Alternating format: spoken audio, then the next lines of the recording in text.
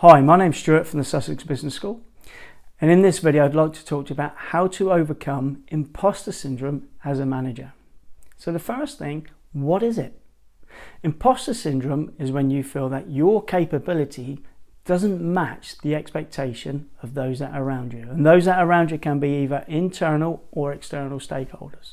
So how does this position happen?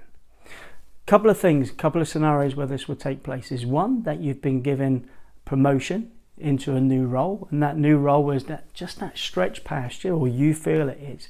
It can also be when you accept a new job and you go to a new place of work, and the expectation of you arriving in there and your capability, which has been judged from assessments and from interview discussions, but they've seen something in you that perhaps now you don't think you've got when you've got that task right in your hands at that moment in time. So those are typically the situations where it can happen. So how can you overcome this?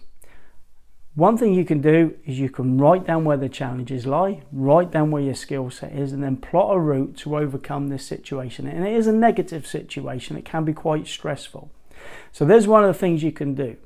If you've got the confidence to internalize, you've got the confidence to reflect in that situation, and you're in a meeting, you're in an environment, providing you're not eager to fill the quiet spaces there, what I've often found is that the solution presents itself at a given moment in time. There are other people in the room that are contributing, and you can find the answer that way. So that's important as well, not to jump in and show a negativity at that situation, but have the confidence to think about and reflect the given situation.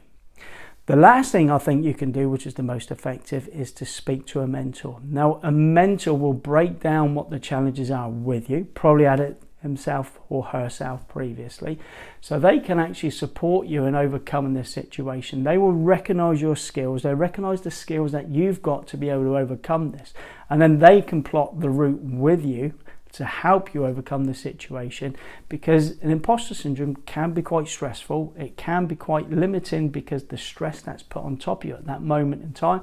So there's areas where that mentor can actually bring you out of that situation to understand that.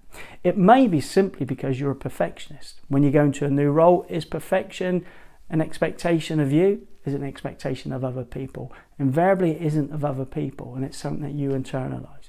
So a couple of things you can do here is one, I think positively about the outlook of your successes and also your failures. Think what went well, what could be improved next time, and understand what your capabilities are. Increase your self-awareness.